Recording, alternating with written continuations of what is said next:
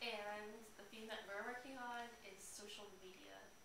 And we'd like to know, do you think that social media, such as Facebook or YouTube, influenced the 2008 election in any way? I do. I mean, I think, campaigns have changed dramatically. I mean, since I first ran, I ran I won my election in 1996, and Facebook and even the internet, none of that stuff was even anything people cared about. I mean, I'm not even sure when I'll be given. It wasn't even a factor. And as technology has kind of advanced in the last few years, we now go to rallies and and you ask everybody to take out their cell phones and send a text message, to a friend, to say vote for McGovern or vote for Obama. There's a whole new medium that Obama's campaign in particular took advantage of. They even did advertisements on video games that you could have access to. I mean, just trying to reach people in different ways. I mean, the old way of doing it was you just do a TV commercial and everybody gets it. Or you take on an ad in a newspaper. Well, now people don't read newspapers. People get their information differently. People, don't always watch TV. They spend a lot of time, on video games and, other things on the computer. And so you need to advertise where people go. And Obama did that brilliantly. I mean, he reached people that he reached people that, were used to be thought of unreachable and brought new people to the process. So, all this stuff has revolutionized and changed dramatically the way we do campaigns. And that's the way we communicate. You can reach more people this way. I mean, all the emails that, I do this now, but all the emails that have been collected, people who want to be part of a movement,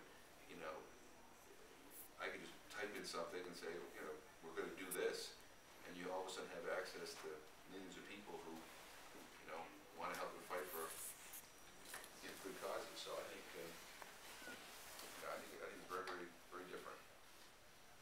I'm Maya Morales, and I'm working with Josh Lopez. And our theme was personal stories at the inauguration. And I'd just like to know if there's something that you think will stick in your memory from today, or just if you want to talk about the personal significance of the inauguration to you. Yeah, I mean, a whole bunch of things. One is, this is my fourth inauguration. I went Bill Clinton's second inauguration. That's when I won. I was at that. And I went to the two George Bush ones, even though I really didn't want to go, but I did anyway. But I was glad I did, because it really is an incredible moment. I mean, no matter, putting the politics aside, just seeing the way we do things in this country, that you're handing power off to somebody else as a result of a democratic election, and not as the result of a military coup or, there's no violence, nobody, it was all done very, very peacefully. And that's, when you think about it, it's very, very incredible. But I mean, today, didn't see Barack Obama take the oath of office with Abraham Lincoln's Bible. The first African American ever elected to the presidency. I mean, we just broke a barrier in this country. This is a moment in history that we have kind of just, up to this point, not been able to achieve. I thought he gave a great speech and hopeful about the future.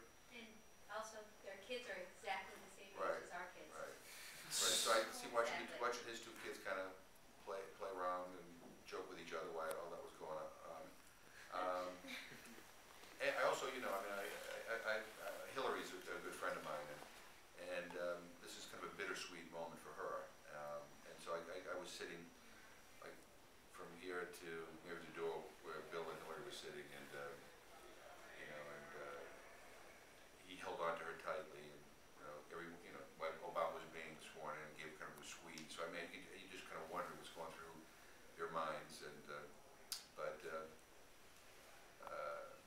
watching George Bush, seeming behaving like everybody loves him, still, wondering what he's thinking. But it's just interesting. I mean, in addition to the speech and the moment in history, you look around, you look at all these different people.